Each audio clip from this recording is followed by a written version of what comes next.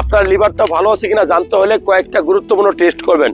প্রথমেই বলি, আপনার লিভার যদি খারাপ হয় আপনার পেটে ব্যথা করতে পারে, আপনার চিনচিন করে ব্যথা করবে, বমি বমি ভাব হইতে পারে, খাওয়ার রুচি একদম নষ্ট হয়ে যাবে, বিলকুল থাকবে না, আপনার চোখটা হলুদ হতে পারে, ভিতরে সাদা অংশটা, হাত পা হলুদ হতে পারে, প্রস্রাব করলে হলুদ হতে পারে, বিশেষ করে জন্ডিস হলে। এখন লিভার হচ্ছে আপনার শরীরের একটা কেমিক্যাল কারখানা। আপনি সারাদিন যত আকাম করেন না কেন, বিড়ি খান, মদ খান, গাঁজা খান, ভাত খান, ওষুধ খান, যাই খান না কেন, সবই কিন্তু মেটাবলাইজ করে কে? এই লিভার। সো লিভার আপনার শরীরের সবচেয়ে বড় গ্রন্থি, এটা যত্ন করতে হবে।